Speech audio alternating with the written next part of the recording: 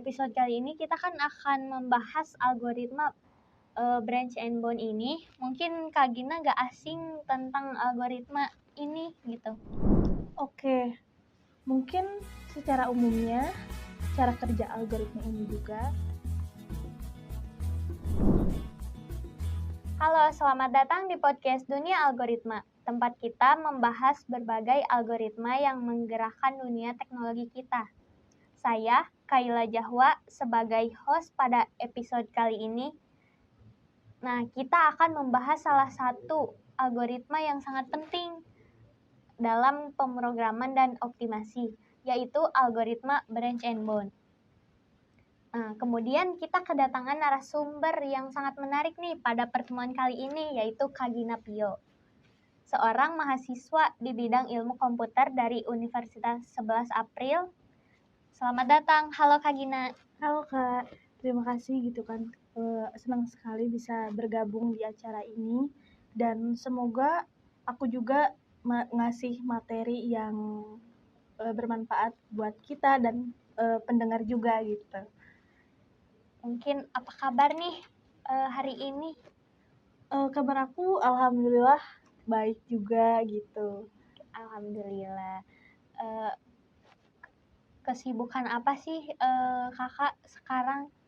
Oke, selain kesibukan aku kuliah, terus aku juga kan ikut organisasi-organisasi lain gitu. Jadi mungkin bisa dibilang sibuk enggak juga, tapi sibuk iya juga gitu. Jadi waduh gimana ya gitu kan bilangnya, tapi it's okay sih. Oke, nah jadi pada episode kali ini kita kan akan membahas algoritma Branch and Bone ini. Mungkin Kak Gina gak asing tentang algoritma ini gitu. Ya bisa dibilang sih nggak asing gitu kan. Soalnya kan aku juga masuk ke fakultas ini juga dan prodi informatika juga. Aku ingin belajar apa sih algoritma ini gitu kan. Oke. Ya, sebelum kita masuk ke dalam topik utama, bisa ceritakan sedikit tentang latar belakang kakak dan bagaimana kakak tertarik dengan algoritma. Oke, mungkin awal mula aku tertarik nih dan masih proses juga belajar gitu kan. Iya. Karena ketertarikan aku pada algoritma dimulai saat aku menyadari betapa pentingnya mereka dan dapat memecahkan suatu masalah kompleks secara lebih efisien. Dan algoritma juga atau disebut dengan algoritma Branch and Bone ini khususnya menarik perhatian aku gitu kan. Karena kemampuannya dalam menyelesaikan masalah optimasi yang sulit gitu. Oke, menarik sekali ya. Jadi menurut kakak, apa sih sebenarnya algoritma Branch and Bone ini? Mungkin teman-teman yang lagi nonton juga pada penasaran. Oke, menurut aku, algoritma Branch and Bone ini adalah metode pencarian solusi untuk masalah optimasi, terutama yang termasuk dalam kategori yang disebut dengan NP-hard, yaitu algoritma ini bekerja dengan cara memecahkan masalah besar menjadi submasalah yang lebih kecil yang disebut dengan branching. Dan lalu mengevaluasi solusi dari setiap submasalah gitu kan. Dan tersebut dengan mengeliminasi solusi yang tidak mungkin atau yang disebut dengan grounding gitu kan. Nah, dengan teknik ini juga kita bisa menghindari pencarian yang tidak perlu sehingga lebih efisien dibandingkan metode brute force. Oke, mungkin itu ya sedikit penjelasan tentang apa sih algoritma Branch and Bone ini. Bisa gak sih kakak berikan contoh penerapan algoritma Branch and Bone dalam kehidupan nyata? Oke, mungkin salah satu contoh penerapan yang terkenal dalam masalah traveling salesman problem atau disingkat dengan TSP, di mana kita harus menemukan rute terpendek. Misalkan nih kita pengen ke suatu tempat dan kita tuh kayak nggak tahu sih ini tepatnya di mana gitu kan. Nah, otomatis kan kita langsung kayak share di Google Maps kayak gitu. Iya.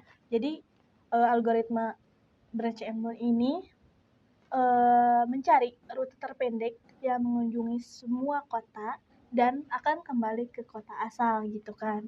Nah, dengan algoritma Branch and Bone ini, kita bisa memangkas banyak rute dan tidak mungkin memberikan solusi terbaik sehingga lebih efisien dan menghemat waktu juga gitu. Oke, itu kali ya penerapan algoritma Branch and Bone ini. Eh, Bagaimana sih menurut kakak cara kerja algoritma ini yang lebih rinci? Oke, mungkin secara umumnya cara kerja algoritma ini juga bisa dilepaskan dalam beberapa langkah, yaitu pertama kita melakukan branching dengan memecahkan suatu masalah untuk menjadi beberapa submasalah. Kemudian kita melakukan rounding dengan mengevaluasi setiap submasalah dan untuk menentukan apakah ada kemungkinan menghasilkan solusi secara optimal. Jika tidak, kemungkinan cabang tersebut tidak akan diperluas dan lebih dilanjut gitu. Proses ini diulangi sampai semua cabang telah dievaluasi dan solusi terbaik yaitu mungkin ditemukan akan menjadi solusi secara optimal gitu kan. Oke, nah itu mungkin teman-teman yang lagi nonton sedikit cara kerja algoritma Branch and Bone ini. Nah, selain itu, ada gak sih contoh yang dapat mempermudah nih kita agar dapat memahaminya? Oke, tentu aja ada gitu kan misalkan algoritma ini juga bisa digunakan untuk menyelesaikan suatu masalah optimal dalam misalkan nih dalam bidang produksi, logistik, dan bahkan dalam suatu pengembangan game yang mungkin di era digital saat ini yang mungkin anak-anak zaman sekarang gitu kan kayak lebih apa sih game itu dan memperluas suatu komunikasi gitu juga. Dan misalnya nih dalam pengembangan game, strategi algoritma ini juga bisa untuk menentukan langkah terbaik yang harus diambil oleh kita sendiri gitu. Oke, sangat menarik ya. Lalu bisa gak sih jelaskan kakak apa sih kelebihan dan kekurangan dari algoritma ini?